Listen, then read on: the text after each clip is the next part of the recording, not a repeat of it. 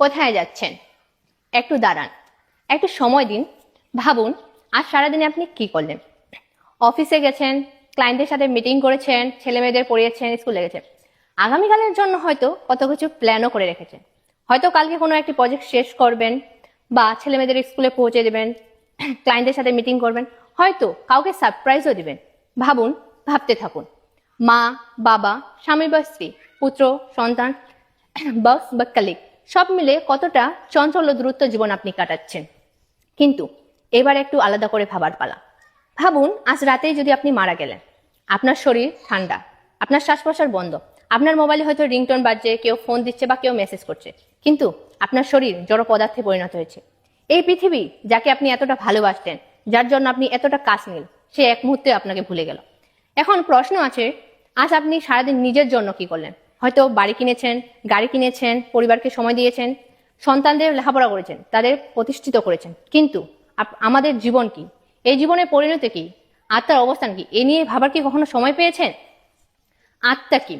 বেদে ঋগ্বেদে বলা হয়েছে, শরীর মৃত্যুর পর শরীর তার নিজ নিজ মূল উপাদানে বিলীন হয়ে যায়, আর আত্মা তার কর্ম অনুযায়ী তার অবস্থান নির্ধারণ করে।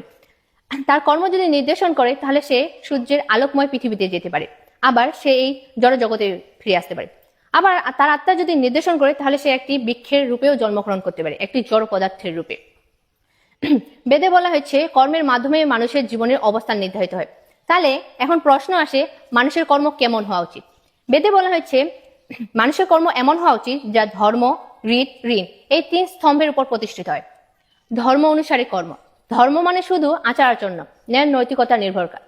সৎ পথে চলা, নৈতিক কাজ করা, অন্যায় বিরোধিতা করা, আত্মসংযম, ব্রহ্মচর্য পালন করা, কাউকে অন্যায় হতে দেখলে তা বিরোধিতা করা। ঋগ্বেদ বলেছে সবসময় সত্য কথা বলবে, ধর্মপথে চলবে, অধ্যয়ন থেকে কখনো বিরত থাকবে না। নিঃস্বার্থ ও পরার্থ কর্ম। যজ্ঞ মানে শুধু আগুনে আহুতি নয়, যজ্ঞ মানে হচ্ছে জীবনের সবচেয়ে গুরুত্বপূর্ণ দায়িত্ব, পরিবার, সমাজ ও অন্যান্য কিছু ঈশ্বরকে অর্পণ করা। যজ্ঞই হচ্ছে সর্বশ্রেষ্ঠ কর্ম। স্বধর্ম। প্রত্যেক মানুষের নিজ কর্তব্য যোগ্যতা অনুযায়ী কর্ম করা উচিত, এটাই মানুষের কর্ম। যেমন একজন গৃহস্থের ধর্ম হচ্ছে সে তার পরিবারের সংসার চালনা করবে এবং আত্মীয়তা করবে। একজন শিক্ষকের ধর্ম হচ্ছে সে শিক্ষার্থীদের পাঠদান করবে, আর একজন চিকিৎসকের ধর্ম হচ্ছে সে অসুস্থ ব্যক্তিদের চিকিৎসা করবে, আর একজন সৈন্য ধর্ম সে যুদ্ধক্ষেত্রে যুদ্ধ করবে। স্বধর্মের মাধ্যমে মানুষের কর্ম নির্ধারিত হয়। 3 ঋণ পালন করা মানুষের কর্মের উদ্দেশ্য। এই 3 বেদের নিয়ম অনুসারে পালন করতে হয়। মানুষ জন্মগ্রহণ, বেদে বলা হয়েছে মানুষ জন্মের পর থেকে এই 3 ঋণ, দেবতার ঋণ, ঈশ্বর ও প্রকৃতির ঋণ দিয়ে জন্মগ্রহণ করে। ঋণীর ঋণ, শিক্ষাদাতার ঋণ, পিতৃ ঋণ, সমাজ, পরিবার ও পূর্বপুরুষের ঋণ। এই ঋণ কর্তব্য পালন করা একজন মানুষের কর্তব্য। তাকে ধর্ম, যজ্ঞ ও নিষ্ঠার সাথে এই ঋণ পালন করতে হয়। মানুষের কর্ম হওয়া উচিত সত্যনিষ্ঠ, ন্যায়পরায়ণ ও ধর্ম অনুযায়ী। এই ঋণ পালন করাই মানুষের কর্তব্য। যিনি ধর্ম অনুযায়ী, যজ্ঞ অনুযায়ী এই কর্ম পালন করেন বা এই ঋণ পরিশোধ করেন, তিনি হন সমাজমুখী। তাহলে আজ থেকে আপনি কি করবেন? হ্যাঁ, আজ যে আপনি বেঁচে আছেন এখানে, এটাই আপনার সবচেয়ে বড় সৌভাগ্য। জীবন মানে হচ্ছে আত্মাকে পরবর্তী যাত্রার জন্য প্রস্তুত করা।